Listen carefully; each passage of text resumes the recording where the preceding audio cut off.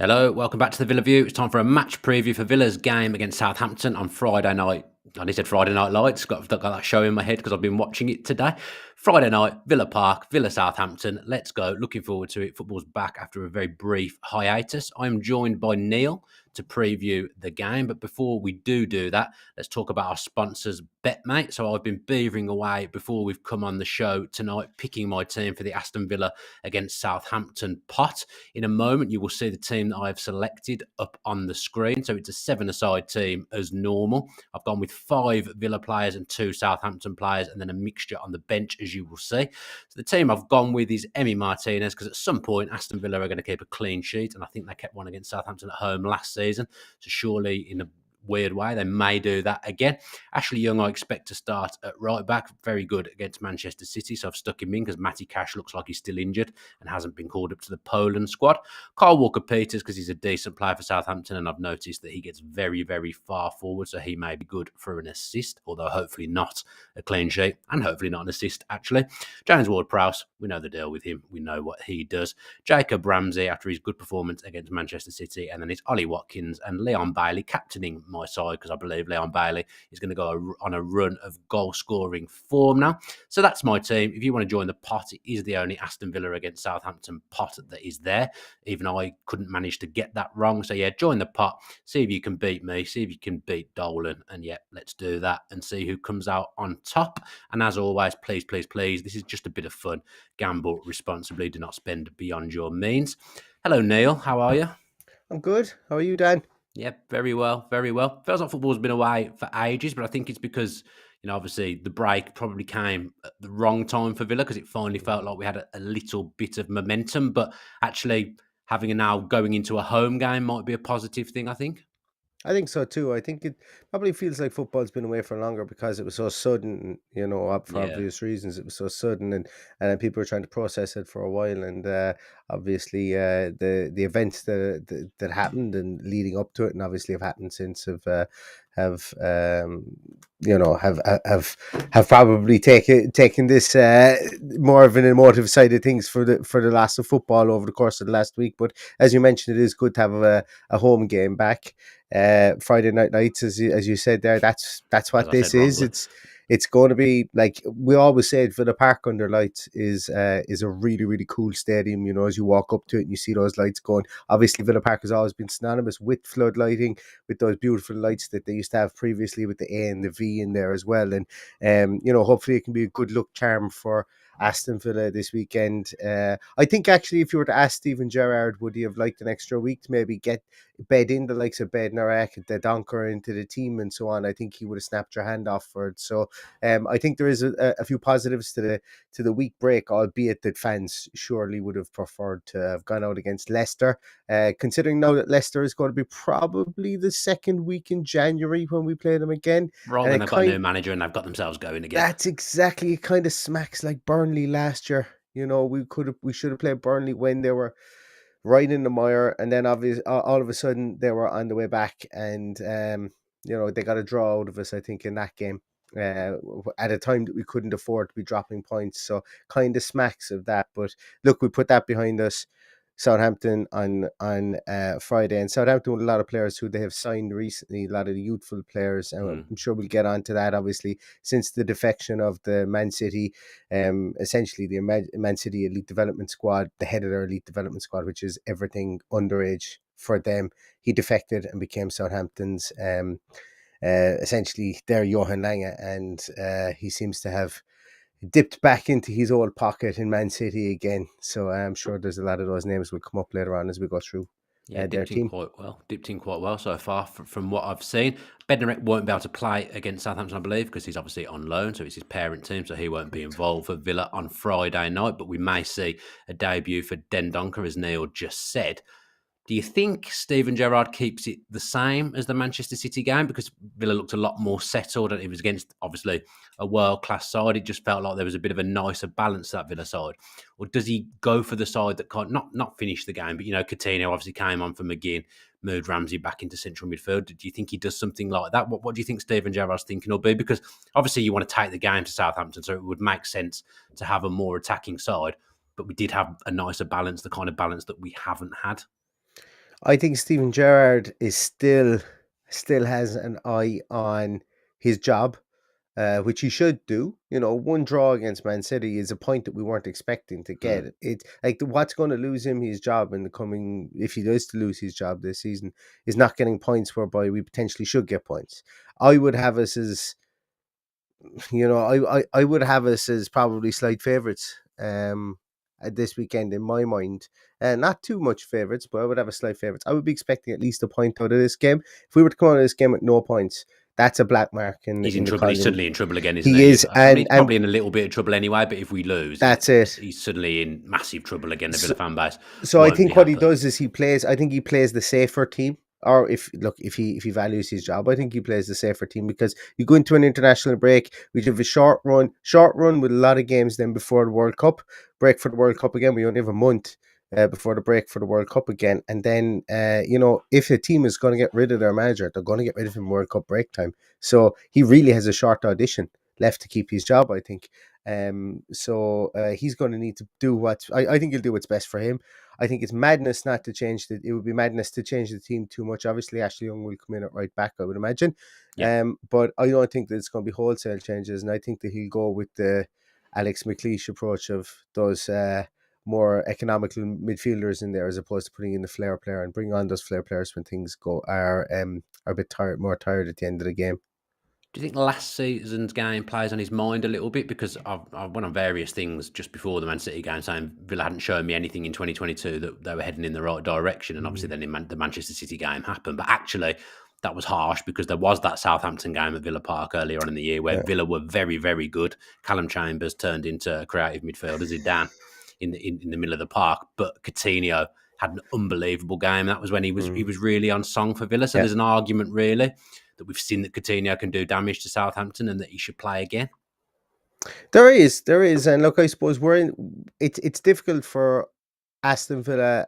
I think that if what am I trying to say here? It's kind of that we've got a squad now for the first time in a long time whereby we can change things around, and there are a multitude of players that can come in. I know myself, I struggle as a fan, and I'm going, why isn't he playing Buendia? Why isn't he playing this player? Why isn't he playing that player?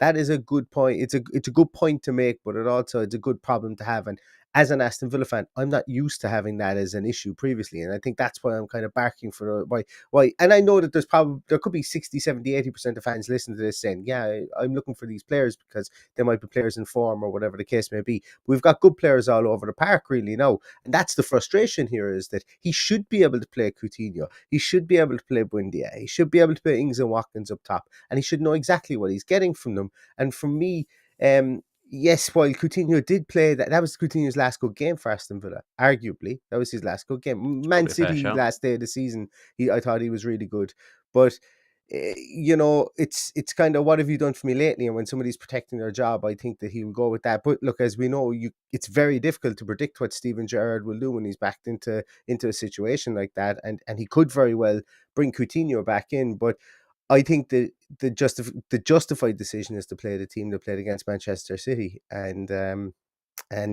keep it the way it is. And I think fans would be happy with that. I think fans would be happy with that team as well. And look, he does need a bit of credit back in the bank with the fans as well, I think. Yeah, it's an interesting one because it's obviously Southampton, so you would think on the face of it, well, you play Coutinho against Southampton, they're going to sit in. You need something creative, but that isn't actually really what Southampton do at all. They're a pretty open side, because you would think we played Bailey, Watkins, and Ramsey in the front three for counter-attack purposes, but actually that could be effective against Southampton because they don't sit back. They play quite an expansive game. They play quite wide. They push up the pitch. So there will be those holes again to get through a team, I think, and cause them problems on the break. Hasenhüttl, he's scored at the same score as all those good managers that we've talked about before. They like to play a short passing possession game. There could be chances, because they're open, for Villa on the break. So again, that's probably an advocate for Coutinho not coming in and keeping that same front three, just because of the pure pace of the three of them. I think so too. And also, I think something for Southampton is a guy who's come in and hit the ground running for them has been one of those Man City imports that we mentioned there, and Romeo Lavia. 18, ridiculous. 18, yeah. I'll tell you something. Belgium are going to have. I'm no, certain he's Belgian, isn't he? I'm just going to click on his name. Yes, he is Belgian. I should never doubt myself. No. Never doubt myself. You've ruined your credibility.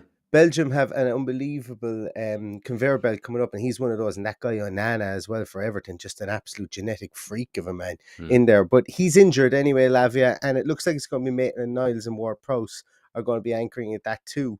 At the in the 4-2-3-1, or it's really 4-2-2-2 that they play. It's a weird boxy kind of formation that Haslett was famous for playing.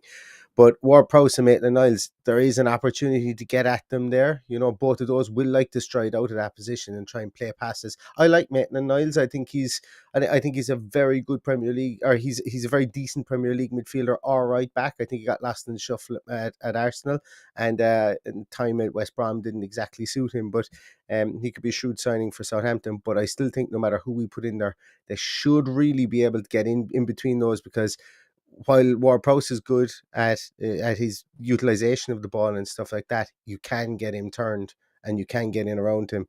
Yeah. Especially when he plays at that deeper base of the midfield point. So I think that Aston Villa should be able to focus on that midfield regardless. But as you said, you're going to have to deal with the likes of Gineppo, Elianusi, Joe Aribo, who's come down He from. started well. He has started well, and Che Adams has remembered how to play striker as well recently over the last couple of weeks. So it's going to be an interesting one. Their two centre halves are very decent. Bella Kochap, Yeah, 10 he's a million. good signing. He's looked good early doors from what I've seen of Southampton. Very very adept at bringing the ball out again. Really good recovery pace. Gets on the cover really well. Moves the ball well. Yeah, he's a good young player. He won't 10 be at million. Southampton very long. No, and he's only 20. He's only Mm. 20 as well from Bochum. Obviously they brought in somebody who was linked with Aston Villa as well for 10 million, Coletta Carr. That's another great deal. Southampton have done some great business, and I think some business whereby they've it just annoys me the way that Man City have sold all these players with the sell-on clauses and stuff like that. It's glorified loaning of players, but we Well, I won't really suppose they get did into that that with too us, really, much. with Douglas Luiz as well, They didn't did. they? They used us And as a never took guinea him back. pig. Yeah, they used us as Yeah. a guinea pig for that, but it was with those buyback clauses. But it's yeah, they've done some decent business. They've done some They've started decent okay business. as well, haven't they? Had them down as they're gonna really struggle, but actually they've picked up some decent results. They beat Chelsea, didn't they? You know, Adam Armstrong scored against someone else other than us, which was nice to see finally, because I felt like we were the only team that he'd scored against in the 12 months since he joined the club. But they've recruited a lot, and sometimes it's hard to amalgamate those players together, acclimatise everyone together. But actually, they look okay. It's not an Mm. easy game, and arguably, you know, that little refresh that they've got. They looked a bit tired last season, a little bit stale, and they've put some youthful exuberance in there, and it got a little bit of energy back into that side, and kind of feel like they've gone back to that model. You know, when they would sign people like Pella and they'd Yeah. Van Dijk and had ASTON for a bit as well. They'd sign these players and then they'd sell them at a profit. I feel like they've kind of gone back to that model, but to the extreme, because they're pulling in really, really young players. But you know what that gives you? It gives you energy. You're going to have moments where you're going to suffer, and I sound like Steven Gerrard. You're going to have moments where you're going to suffer, and things are going to be really hard. But it does bring that energy, and it gives the fans something to get behind as well. It's really interesting recruitment from them. I mean, you'll know as well about the goalkeeper Bazunu. On Mm. the face of it, maybe they didn't really need a goalkeeper, but then Forster ended up going to Southampton. I think they've needed a goalkeeper for years. You know, in all honesty, Southampton. I didn't think McCarthy or Forster were up to it, but he's come in as a young goalkeeper. I've watched him play for Ireland a few times. Excellent shot stopper, and again, just another young signing and another one with Man City links. Yeah, 14 million from Manchester City. This guy came in. He played with Portsmouth, I think it was last season. Came into the Did international well. setup, and Stephen Kenny, the Irish manager, would have played him with the under-21s for Ireland. That's where Stephen Kenny came from. Along with a lot of, I spoke about the crop of Belgian players that are coming up. Ireland have a crop of youth players at the moment. I've been on here. I've spoke about my man crush of Nathan Collins previously, and Andrew Abomadeli as well, and Gavin Bazunu is another one of those young kids coming up from Ireland that is someone to keep your eye on. Universally, I think throughout Europe, he's been seen as somebody who goalkeeping coaches, scouts, managers alike have been keeping an eye on. And I know for a fact that people were it was kind of eye opening that he went to Southampton of all places. There was actually talks he was going to go directly straight to the Italian league and to AC Milan to challenge gosh, I can't remember who they have in goals. Magnan. Magnin, yeah, in goals. And because there was a lot of deals with Irish people going to the Italian league now at the moment. But he went to Southampton. I think it's a great move for him. He should, like, over the course of the season, he should be able to keep his place within there as the number one. Good for Irish football. And Southampton, I think, have got a really, really good goalkeeper there. 14 million for somebody who's never played in the Premier League could have a couple of eyebrows raised, but this guy is very, very good, and he's not really easily flapped, if that makes sense. So.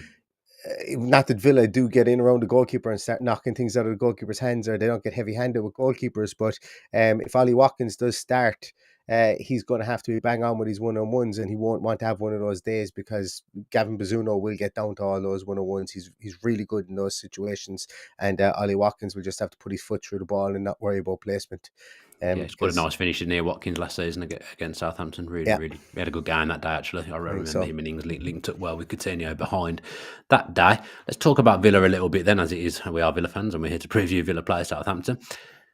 Konsa and Mings, so everyone knows, both of us, we've waxed lyrical about Mings. We both love him. We think he should be in the team every week. I've been very heavily critical of Konsa. I don't think he's been good. I think he's caused Villa more problems than things he solved.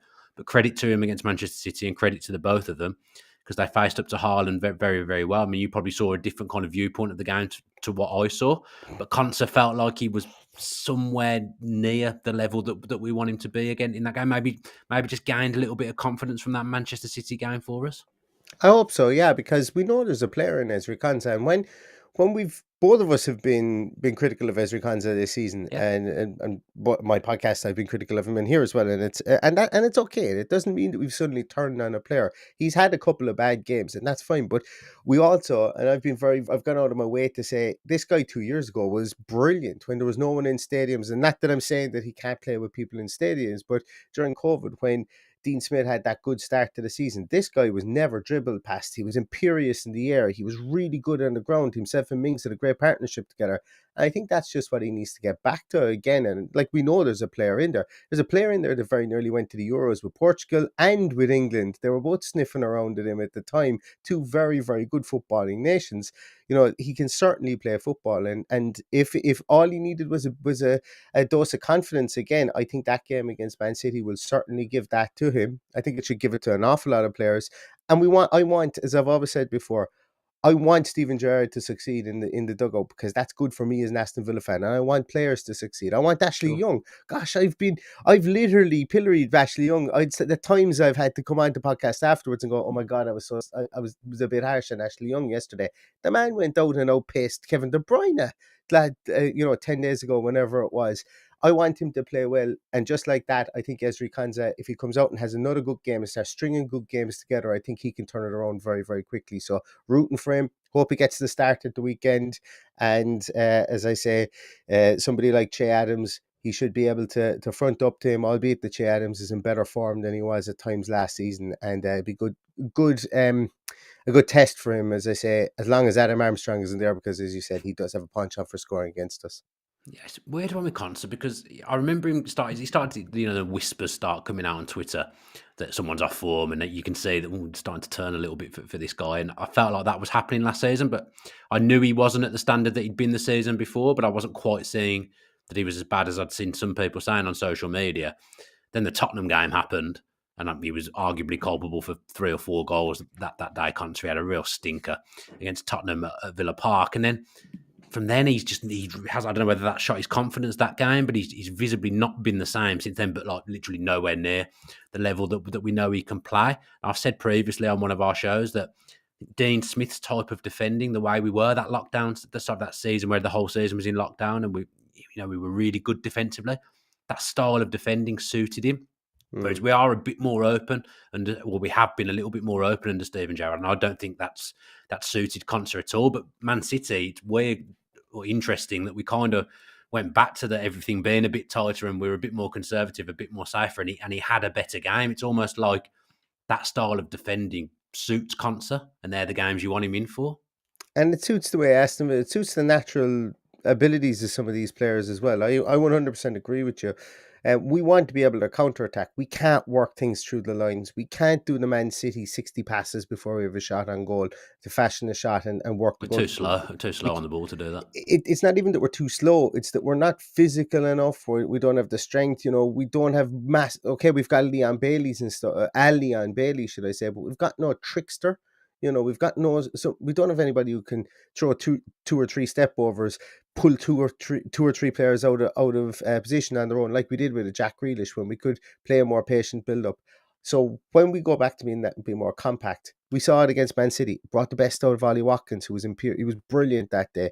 We haven't seen that kind of a landmark performance from an Ollie Watkins in a while. Maybe it could be because he was playing against a team that was so visibly better than us. I don't know, and that's been labelled at him as well. When you look at goals he scored against the Liverpools, the Arsenals of this world, and so on.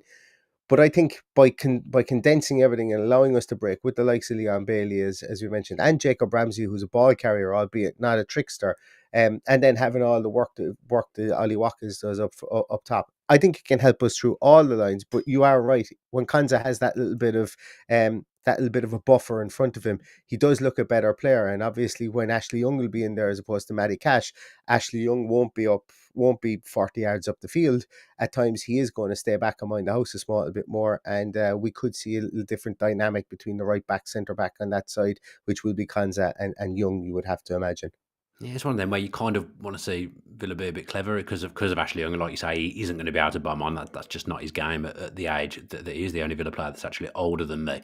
So you want Leon Bailey to like, stay wide, Leon Bailey, attack, do what you're good at. And Ashley Young maybe operate as like an inverted right back a little bit, come in and firm us up a little bit in the middle, give us an extra option on the ball because Ashley Young is really good on the ball. So it'll be interesting to see if something like that happens. And I agree with you on Ollie Watkins. He was brilliant against Manchester City. He was my man of the match. And I actually think Villa's service has been abysmal for most of the season. But I actually think Ollie Watkins has done as good a job as could have been done up top so far this season. He's got a goal and 2 assists, led the line well against Manchester City. I think Watkins is not a problem for Villa at the moment. You'll see people on Twitter saying that we need a striker. I disagree. I think Villa have got bigger problems than Ollie Watkins up front. I think he's been really good so far this season, so well done to him because there was questions asked of him at the back end of last season. I think that does us, Neil. Thanks ever so much for previewing the game with me. Don't forget our sponsors, BetMate. If you do want to join our Villa View pot, no, you don't. If you do want to join the Aston Villa v Southampton pot and play against me, play against Dolan, see if you can beat us and maybe win yourself some money. Gamble responsibly and have a go at that. Thanks ever so much for watching. Up the Villa.